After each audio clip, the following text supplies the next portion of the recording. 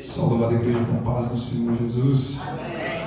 Irmãos, muito feliz de estar juntamente com todos vós nesse culto maravilhoso. Gostaria já, sem mais delongas, de convidar a todos para abrir suas Bíblias do Evangelho de Jesus, segundo escreveu Lucas. Lucas, capítulo de número 4, a partir do versículo de número 38. Logo em seguida, vamos ler os dois versículos em Marcos, capítulo 1, versículo de número 30 e 31. Primeiro texto do Evangelho de Jesus, segundo escreveu Lucas, capítulo de número 4, versículo de número 38. A segunda casa que Jesus entrou, a casa de Pedro.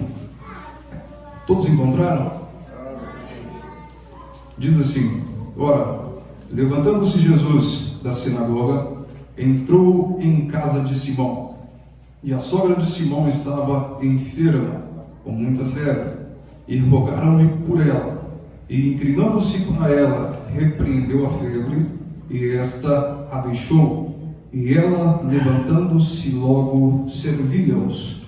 E ao pôr do sol, todos os que tinham enfermos de várias doenças nos traziam, e impondo as mãos sobre cada um deles, os curava. E também de muitos saíam demônios, clamando e dizendo: Tu és o Cristo, o Filho de Deus. E ele, repreendendo-os, não os deixava falar, pois sabiam que ele era o Cristo.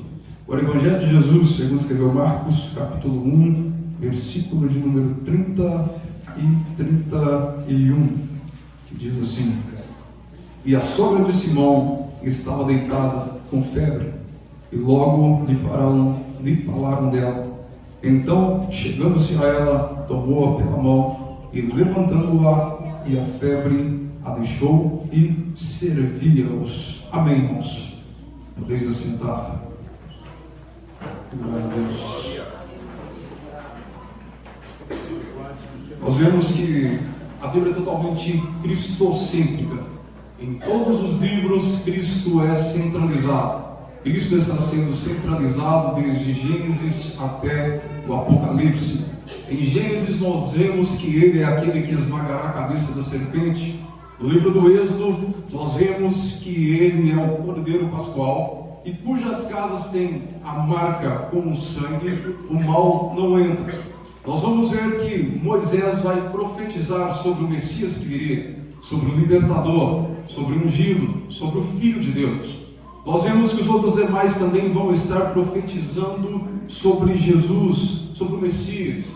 Eles estavam profetizando que viria um libertador, que viria aquele que os tiraria da escravidão, que acabaria com aquela opressão. Só que os profetas estavam profetizando em um contexto espiritual. Eles profetizavam de forma no contexto espiritual. E quando nós olhamos pela ótica humana, as pessoas vão achar que o libertador que viria acabaria com aquela opressão, com aquela escravidão, os tiraria daquele mau governo e os colocaria como possuidores de grande posse daquelas terras. Então nós vamos vendo que aquele povo tem uma expectativa sobre o Messias que viria, sobre o grande libertador. E quando nós vemos, aquele povo vai criar uma expectativa. Como não tinha, as mulheres grávidas não tinham uma ultrassonografia naqueles tempos, então esperava-se até o último momento, quando o bebê ia nascer. Eles, assim que o bebê nascia, eles viam se era do gênero masculino ou feminino. Se era do gênero feminino, então não tinha a possibilidade de ser o Messias. Mas quando eles olhavam e viam que era do gênero masculino, eles criavam uma grande expectativa. Esse pode ser o Messias, esse pode ser o Filho de Deus, esse pode ser aquele que veio para nos tirar dessa posse de escravidão.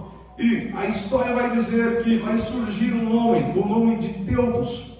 Teudas vai aglomerar alguns seguidores vão começar a segui-lo. E esse homem era dotado em sabedoria, tinha um nível de sabedoria até elevado. Grandes seguidores vão estar com ele, grandes multidões. Ele vai bater no peito e se autodenominar: eu sou o Cristo, eu sou o Filho de Deus, eu que vim para tirá-los dessa opressão. Só que com o passar do tempo, Deus vai envelhecendo, Deus fica doente, Deus morre. Então as pessoas se frustram. Eles vão ficar frustrados com essa perspectiva enganosa que apareceu. A história continua dizendo que vai surgir um homem de nome Judas, o Galileu. Esse Judas, o Galileu, vai sair da mesma forma, aglomerar uma quantidade de pessoas, vai se autodenominar o Cristo, dizer que é o Filho de Deus, mas ele também vai vir a morrer. As pessoas vão estar ali se decepcionando. Então as autoridades vão pegar, vão medir uma lei de forma protetiva, para que todo aquele que se autodenominasse ser o Cristo, sendo judeu ou não judeu, sem o aparato político e sem o apoio da religião, ele seria condenado à morte. Ele não poderia mais ter vida, ou seria expulso ou seria levado à morte. E quando nós vemos, Jesus vai aparecer neste contexto. Jesus vai aparecer nesse contexto onde essa lei é aplicada. Quando nós abrimos essa leitura no capítulo de número 4, do versículo 38 de Lucas, nós vamos ver essa passagem também em Marcos, e tem também essa passagem em Mateus. Em ambos, em 3 de 4 dos evangelhos tem essa passagem. Só que somente Lucas vai colocar em forma cronológica, pois a Bíblia não foi escrita na cronologia correta. Mas Lucas vai pegar o capítulo 4 e todos os acontecimentos vão ocorrer no mesmo dia, no mesmo horário, no mesmo dia, no mesmo capítulo.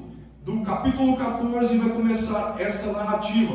Do versículo 1 até o versículo de número 13, Jesus está orando e jejuando no deserto. Mas a partir do versículo de número 14, nós vamos dar entrada quando Jesus ele vai entrar em Nazaré e mostrar o porquê da sua grandeza aqui na terra, o porquê ele estava ali. Ali a Bíblia vai dizer que ele vai chegar na sinagoga, ele vai estar em um culto onde ninguém o conhecia, onde ele não era dotado. Ele vai pegar e vai ter uma oportunidade.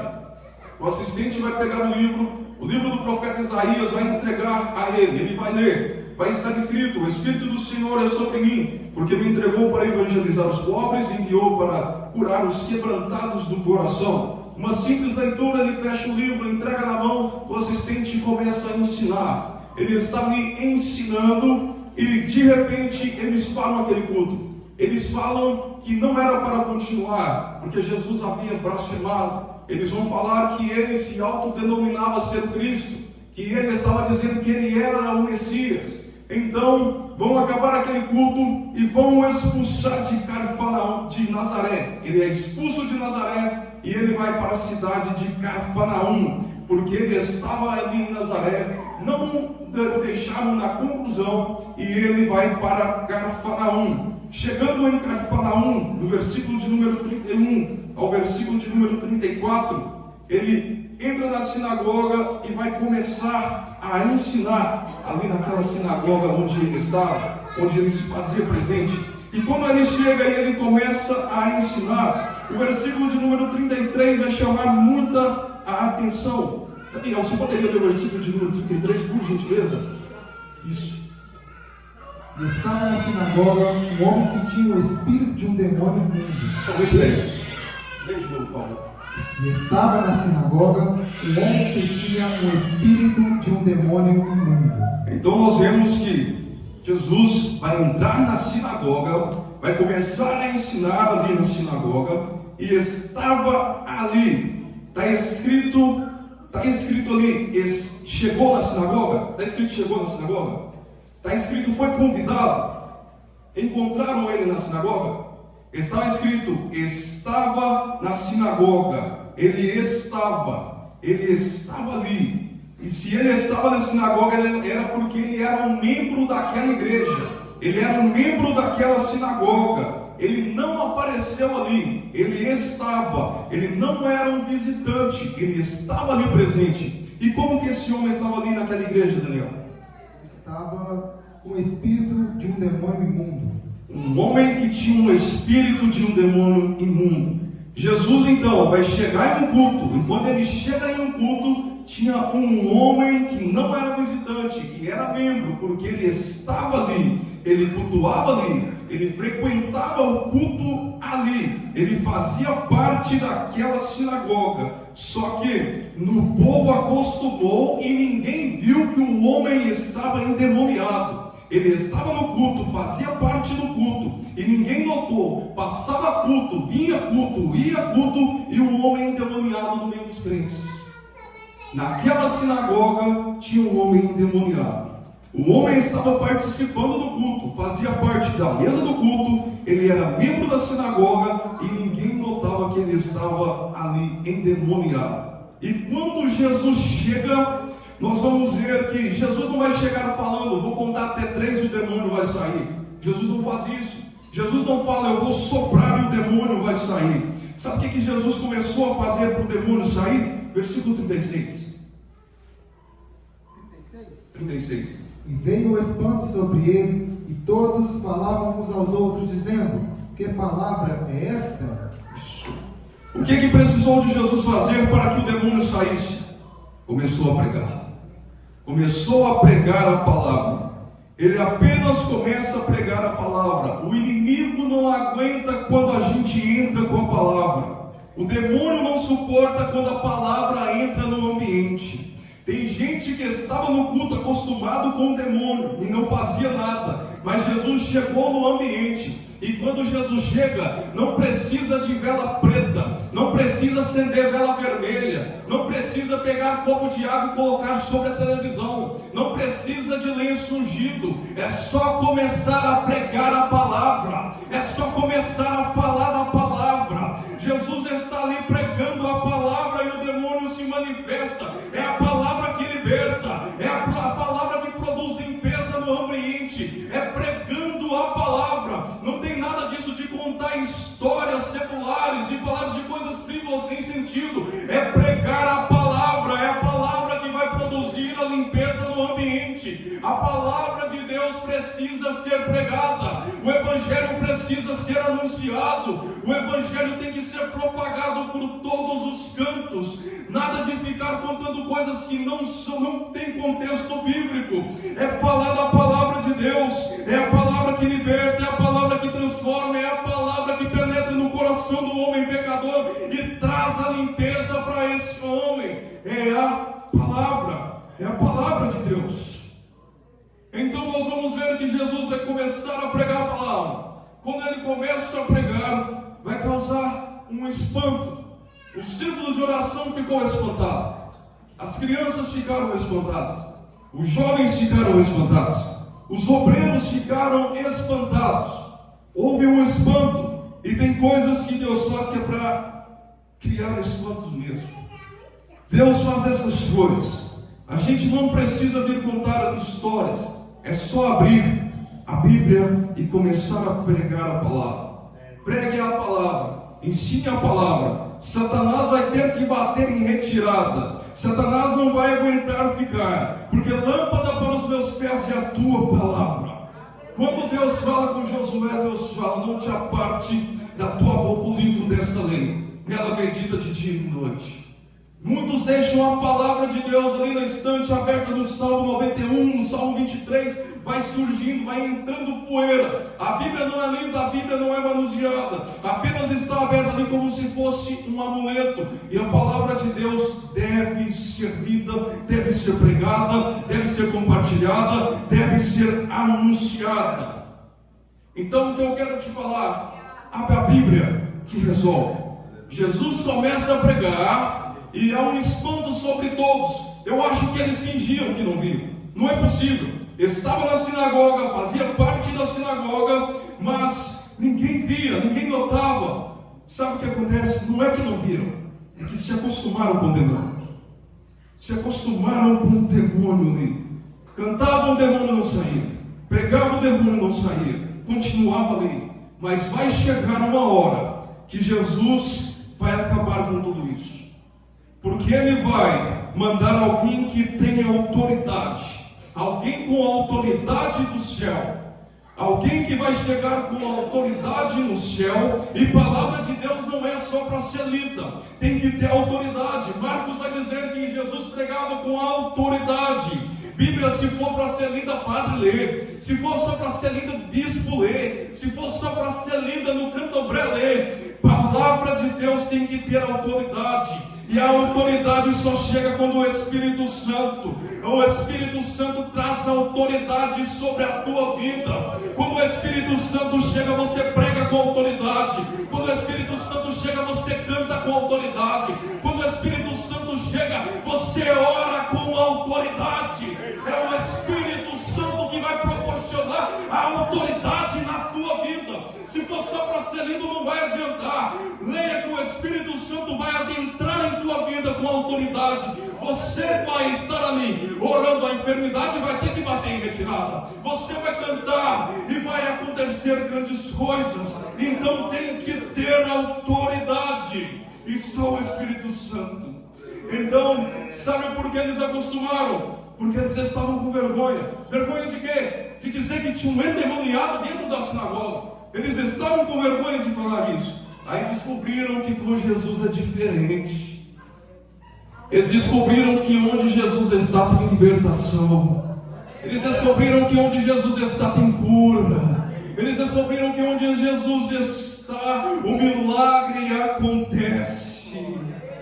Então Jesus, olha, até nós chegarmos, adentrarmos na casa de Pedro, Jesus é expulso de Nazaré, porque ele pregou em Nazaré o que os irmãos não queriam ouvir. Ele é expulso de Nazaré, ele vai para, então descer para Cafarnaum, na sinagoga, aonde havia um homem endemoniado. Ele expulsa esse demônio, ali vai causar um grande temor e um grande espanto em todos. Aí vai acontecer um negócio, e quando o sistema religioso não consegue conhecer a grandeza de Jesus, ele vai sair de uma casa de pedra e vai fazer um milagre na casa de barro.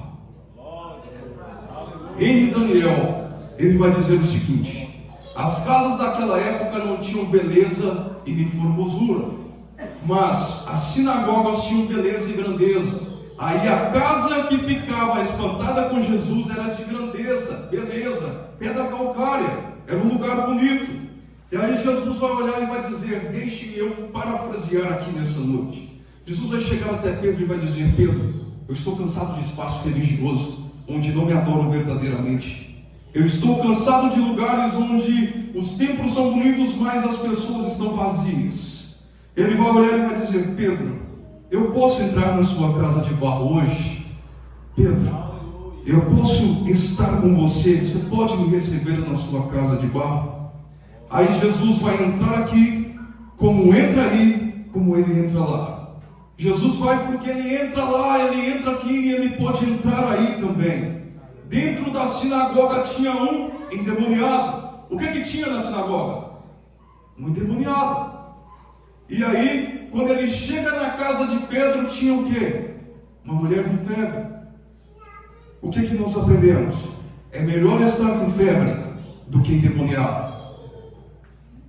É melhor estar com febre do que endemoniado. Eu estou pregando para alguém que chegou aqui hoje fraquinho, chegou aqui desanimado, desamparado, pensando em desistir, pensando em parar, pensando em não prosseguir, mas calma, é só uma febre, vai passar, descanse o seu coração, você vai voltar a servir. Você pode até ter parado de cantar, você pode até ter parado de estar lendo a Bíblia, de orar, de meditar, não está nem querendo mais vir à igreja. E o que eu quero te dizer é, você não vai parar, é só uma febre, você vai voltar a servir, você vai voltar a servir a Jesus nessa noite. Eu estou pregando para uma geração que só tem febre, os endemoniados batem em retirada, porque dentro dessa casa está Jesus. Jesus está aqui dentro desta casa, Ele está aqui hoje, e onde Ele está, a enfermidade vai ter que sair, os demônios vão ter que sair. Ele está aqui nesta noite. Jesus vai chegar então na casa da sogra de Pedro, que estava com febre. Aleluia. E não é apenas uma febrezinha, não é apenas uma febre de um resfriado, apenas uma febre de um mosquito que a picou. Ali era uma febre da Palestina. Na Palestina tinham 3 tipos de febre. A primeira febre era considerada a febre de malária. A febre de malária trazia uma anemia profunda. A segunda era a tifoide. E a terceira, que todo mundo estava pegando naquele tempo, a maioria, e todos os teólogos vão falar que é a febre de Malta, a que a sogra de Pedro estava enfrentando. Então, sabe o que causou esta febre nessa mulher? O ambiente que ela vivia. O ambiente que ela vivia estava causando febre. Não foi um mosquito, não foi um resfriado, mas foi o ambiente. O ambiente que ela estava causou-lhe uma febre. O ambiente que aquela mulher estava causou nela uma febre. Mas a Bíblia vai dizer que aonde Jesus chega, algo diferente acontece.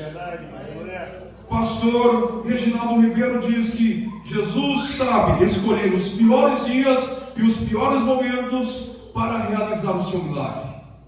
Em meio aos piores dias, os piores momentos, Jesus realiza o milagre. Quando nós achamos que está tudo perdido, quando nós estamos passando por uma escassez de pão, quando nós estamos ali pescando durante várias horas e não pega nada, quando nós estamos passando pelo vale da sombra e da morte, quando nós estamos prestes a ser jogados dentro de uma fornalha ardente, é ali que Jesus opera o milagre, é ali que Ele entra com a provisão, é ali que Ele entra e traz-nos um conforto em meio a esta circunstância. É em meio a esses ambientes de dificuldade. Então o ambiente que aquela mulher estava causou-lhe uma febre. Talvez tenha alguém que esteja aqui que o ambiente provocou uma febre espiritual sobre a tua vida. Mas eu quero te dizer que Jesus está na casa e você pode contar para Ele hoje. Você pode chamá-lo e contar para Ele hoje o que está acontecendo. Quem sabe o ambiente da igreja fez com que você causasse uma febre espiritual, talvez o ambiente familiar, talvez o ambiente lá no seu trabalho, não sei, mas Jesus está na casa, Jesus está aqui, e Ele está dizendo: eu entro na tua casa hoje, e quando eu entrar na tua casa, você vai voltar a servir, você vai voltar a servir. Quando Jesus entra, o milagre vai acontecer. Foi o clima que provocou isso, mas descansa, Jesus está aqui. Marcos então vai dizer que Jesus vai chegar, vai tomar pela mão, e tomando-a pela mão, ele levanta ela. Nós vimos aqui que Jesus curou ela aqui? Não, mas já colocou ela de pé. Jesus não a cura imediatamente, mas já coloca ela de pé. Imediatamente a febre a deixou e ela voltou a servir. Quem falou que para você ser usado por Deus, você tem que ser curado primeiro?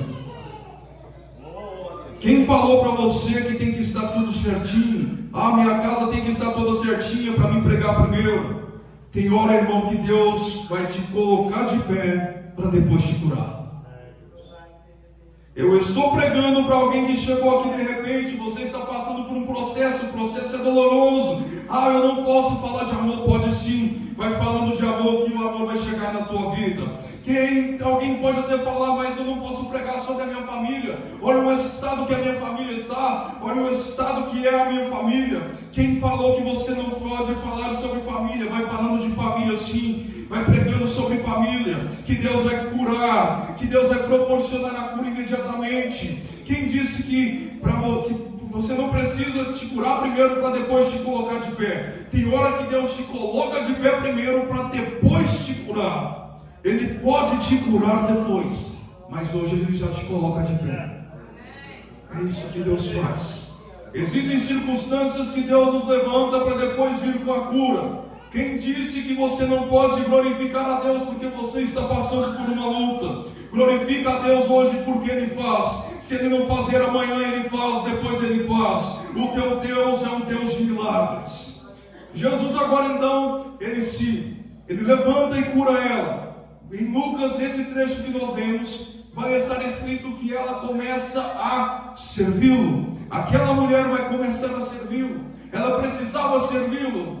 Não. Tinha mais gente ali na casa, tem mais gente ali ao redor. Só que Deus vai mostrar para todo mundo que o teu serviço é valorizado. Deus vai mostrar que o teu serviço tem valor. Mas Deus vai fazer com que a cidade inteira viesse à casa daquela mulher, para ver que a ela havia sido curada daquela enfermidade que ela estava passando. Quando nós olhamos, o texto vai dizer que todos vão à porta daquela mulher, todos estavam ali, quase a cidade inteira ali na porta da casa dela, vendo o que estava acontecendo. Alguém poderia olhar e dizer: mas ali mora a sogra de Pedro, ela só dorme, ela acorda meio-dia, ela não faz nada, ela fala que tem uma tal de malária, uma febre, que essa febre vem sempre pegando ela. Mas olha lá para você ver, ela nem abriu a janela hoje, ela nem abriu a janela da casa dela. Pedro deve sofrer muito, coitado. Pedro deve passar por um período de dificuldade, coitado. Aí Deus vai mostrar para todo mundo que onde o pecado abundou, superabundou a graça. Deus vai mostrar isso ali, naquele meio. Deus permitiu que todos fossem na casa daquela mulher, e todos vão ver ela servindo. Imagine uma vizinha cutuca a outra e fala: não foi isso que a fulana falou a respeito dela, não foi isso que disseram a respeito dela. Ela nasceu para servir, ela nasceu para servir. Olha a forma com que ela está servindo. Ela nasceu para servir, ela nasceu para estar servindo a Cristo. Eu vim para te dizer que a pior humilhação que você passou, Deus vai preparar um ambiente para te abençoar. Deus te trouxe aqui nessa noite de domingo para dizer: descansa o teu coração. Aqueles que falavam contra você vão ver você servindo. Aqueles que te julgavam, te tentavam te jogar para baixo, vão ver você servindo. Muitos podem dizer que você não ia chegar a lugar nenhum, que você era um zero à esquerda, que o seu futuro era uma cadeia ou a morte. Mas nessa noite Deus está dizendo: descansa o teu coração, descansa o teu coração, descansa o teu coração. Eu estou na casa, eu estou na casa. E aonde Ele está, Ele vai mudar o contexto da tua história, Ele vai mudar tudo. Ei, Jesus está aqui, você vai voltar a servir. Sabe qual a primeira lição que nós aprendemos quando Jesus visita a casa de Pedro? A primeira lição: que há doença também onde Jesus está hospedado. Aonde Jesus está hospedado também há doença. Há uma teologia da prosperidade que virou até um hino que cantam: a luta a prova acabou, a luta foi embora e agora é só vitória. Mentira, te enganaram, não é nada disso. Igreja, o negócio é bravo.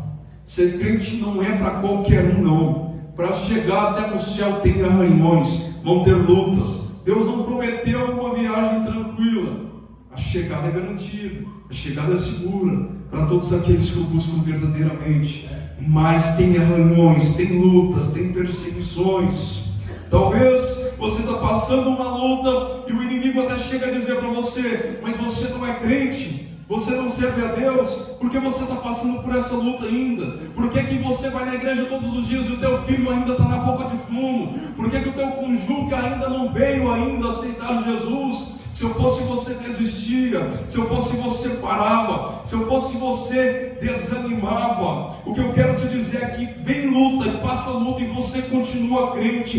Vem luta, passa dificuldade e você continua louvando ao Senhor. Vem luta, vem dificuldade e você continua salmodiando ao Senhor. Que não importa o lugar, a circunstância, o importante é servi-lo, o importante é adorá-lo, o importante é estar na presença dEle. Porque se você estiver na presença dEle, pode vir a dificuldade que for, pode vir a batalha, pode vir guerra, pode vir gigante, que nada ficará de pé. Podem tentar te parar, mas não vão conseguir, porque Jesus está com você. Ele é o teu capitão, Ele que tem as rédeas da tua vida. E o que eu quero te dizer, que até onde Jesus hospedou tem uma sogra de Pedro doente. Não é porque você está na igreja que você é imune. Não é porque você está na igreja que você não vai passar luta, que a prova acabou, a luta foi embora e agora é só vitória. Não, não é assim. Doenças acontecem até com quem trabalha com Jesus. Na vida do crente tem luta, tem prova. Você tem que acordar todos os dias, tem que trabalhar para ter uma água paga, tem que trabalhar para ter a sua conta de luz paga. E muitos podem até perguntar: qual que é a diferença então do cristão para o ímpio? A diferença é que o ímpio também acorda cedo, ele também tem que trabalhar para ter água paga, a luz paga, tem que ter tudo isso. Então O ímpio e o crente também passam pela mesma dificuldade? Sim. E quando que o ímpio chega, agora a diferença é que quando o ímpio chega depois de um dia de trabalho, de um dia de dificuldade, ele fala: eu vou ter que cheirar para esquecer os problemas. Eu vou ter que beber para esquecer os problemas. De uma vai para meia dúzia, de meia dúzia vai para uma dúzia. Quando ele assusta, o dinheiro fica tudo no bar. E o crente, aqui está a diferença. Eu estou na luta, mas eu vou para a igreja para ouvir Jesus falar comigo. Eu estou passando dificuldade, mas eu vou para lá, é lá que eu vou ser renovado. É lá que Deus fala comigo. É lá que eu saio diferente. E então nós vamos ver que todos passam pelo mesmo problema, todos passam pela mesma dificuldade. Só que o crente é diferente, porque quando o crente vem para a igreja, Deus renova, Deus fala com ele, Deus guarda, Deus é contigo, Deus está com você, você sai daqui totalmente leve. Não precisou cheirar, não precisou beber, não precisou de cachaça. Deus é contigo, Deus é contigo. Você vem para esse ambiente e sai daqui totalmente diferente, renovado, porque a palavra de Deus penetra no coração. O Espírito Santo chega sobre a tua vida, traz um refrigério, traz um aconchego. A palavra de Deus vai nos libertando, nos curando, vai entrando em nossos corações. Então nós vemos que até na casa que Jesus está hospedado, tem alguém com febre. Até na casa que ele está. Não é só porque era a casa de Pedro que a febre não ia chegar. Não é só porque você é crente que a luta não vem. Não é só porque você é crente que não vão ter dificuldades. Vão ter sim. O segredo dessa luta é que Jesus está na casa e Ele é contigo. Esse é o segredo. Há um tempo atrás eu estava passando por grandes lutas, dificuldades, e sempre eu recebi um convite para estar ministrando. E em meio a esses convites, a semana das pregações sempre ficava mais difícil, sempre a luta apertava, sempre as dificuldades vinham a bater mais forte. E um certo dia, pastor, eu virei e falei comigo mesmo: eu não prego mais. Eu não prego mais. Todas as vezes que eu vou pregar, a semana fica difícil. Todas as vezes que eu vou pregar, dificuldades vêm para bater forte. Eu não vou pregar. Vou atender esse último pedido de pregação e não prego mais. Fui nessa pregação. Quando eu saí de lá, eu cheguei na minha casa, peguei meu telefone. Minha tia havia mandado uma mensagem para mim. Ela falou: Henrique, o Humberto sofreu um acidente. Humberto é um amigo meu da cidade de Curvelo, diácono de lá. Ele sofreu um acidente de moto, ele estava no UTI ou CTI, não me recordo. Eu tentei mandar uma mensagem para ele, mas não estava chegando. Depois de alguns dias ele me respondeu. Ele falou comigo: Henrique, eu estou aqui, estou aguardando a cirurgia. Eu sofri um terrível acidente, perdi uma parte da minha perna, mas eu ainda estou alegre com Jesus. Eu ainda agradeço a Ele por esse livramento. Eu estou aqui, vou andar de cadeira de rodas, mas se eu não puder pregar, eu sento numa cadeira de rodas e prego. Se eu perder as minhas mãos, eu prego com um pedestral. O importante é pregar, o importante é falar de Jesus. Nesse mesmo instante, o Espírito Santo de Deus chegou até mim e falou: está vendo? Está vendo a luta que ele está passando e mesmo assim está glorificando? Está vendo? Você está com saúde perfeita, estado físico perfeito e reclama, fala que vai parar. Olha o estado que ele está, olha o estado que ele está passando e mesmo assim ele glorifica o nome de Jesus. E você quer parar? E eu estou aqui nessa noite para dizer que você que está pensando em parar, não pare. Você que está pensando em desistir, não desista. Grandes coisas o Senhor fará na tua vida. Não pare, o milagre está chegando, é logo ali. O choro dura uma noite, mas a alegria vem pela manhã. As lutas podem ser grandes, as dificuldades grandes, mas maior é o teu Deus, maior é o nosso Deus, guardião das portas de Israel. Maior é o Deus que te guarda, é o Deus que não dorme, o Deus que te esconde no esconderijo do Altíssimo. É Ele que está com você. Deus te trouxe aqui para dizer que essa luta vai passar. É só uma febre, é só uma febre. Jesus está na casa, essa febre vai passar. Jesus está aqui para lavar a sua alma. Deus te trouxe aqui para você sair cantando o hino da vitória nesta noite. Oh, canta lá, Pai. Satanás não vai colocar no teu ouvido que acabou. Satanás não vai colocar no teu ouvido para você desistir. Satanás não vai falar para você ficar na beira do caminho, para você não prosseguir, para você parar, para você desistir, para você não servir mais. É só uma febre, você vai voltar a servir. É só uma febre, Jesus está na casa. Oh, glória a Deus. Outra lição que nós aprendemos aqui é que Jesus, Ele não descansa. Que ao mesmo tempo que Ele atende a sogra de Pedro com uma febre, Ele doa o seu tempo para uma multidão que estava ali. Então descanse o seu coração. Jesus está mostrando que Ele tem bênção para todos, e ninguém pega Jesus cansado. Tem dó de quem fala que Jesus cansa. Só de pensar que Ele foi expulso de Nazaré de manhã e estava lá, e Ele pregou ali naquela sinagoga, e depois veio para uma casa. É uma casa de repouso? Não. Jesus não é hóspede na sua casa. Jesus não é viajante na tua casa. Ele é o seu amigo. Ele é o seu conselheiro. É Ele que te diz: eu estou sempre aqui, aconteça o que acontecer. As pessoas podem te deixar, mas eu não te abandono. As pessoas podem vir a te deixar de lado, mas eu não te deixo. Eu estou contigo. No pior do teu momento, eu estou com você. Quando você está chorando, eu estou com você. Quando você está passando por uma dificuldade, Ele também está com você. Ele está com você na alegria, Ele está com você na tristeza. Ele está com você na bonança, Ele está com você ali na pobreza. Ele está com você na saúde, Ele está com você na doença. Ele está com você em todos os momentos. Ele está com você em todo o tempo. Ele não te deixa sozinho. Ele é o teu amigo. Ele é o teu conselheiro. Outra coisa, tem pessoas que acham que Jesus é só dela. Ele só trabalha em meu favor. Ele só trabalha para mim e para minha família. Não, não é assim. Tem uns que até pegam e colocam em seus carros: eu e minha casa serviremos ao Senhor. Mas e o resto da tua rua? E o resto do teu bairro? A mensagem deve ser propagada a eles também.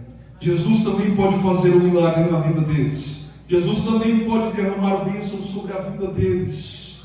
Arrume o quintal da sua casa para que os outros recebam um milagre. Através de você, outras pessoas receberão um milagre. Através de você, a tua família será alcançada. Através de você, a sua vizinhança será alcançada. Através de você, no teu trabalho, os teus colegas serão alcançados. É através de você. Então, uma das coisas que eu admiro é que Jesus, quando Ele vai trazer ali, operar um milagre, é um milagre radical. Ele gera uma transformação. Imediatamente a sogra de Pedro começa a servir. Imediatamente aquela mulher que estava cometida de febre vai começar a servir. E quando Jesus opera o milagre, Ele não deixa sequelas. Ele cura por inteiro. Ele faz por inteiro. O Evangelho não é para te deixar mais rico ou mais pobre. O Evangelho não é para te deixar mais gordo ou mais magro. O Evangelho não é para te deixar nem mais bonito nem mais feio. Ele deve gerar frutos. Se não houver transformação na tua vida, você ainda não conheceu o verdadeiro Evangelho. Você ainda não conheceu o Evangelho de Jesus. Coloque-se de pé, já estou encerrando. Aleluia. Quando as boas novas chegaram à casa de Pedro, a febre cessou e a mulher voltou a servir. Ela voltou a ter disposição. O sofrimento teve fim, porque Jesus estava lá. Então, não é... Por que você fica preocupado? Por que você anda desanimado?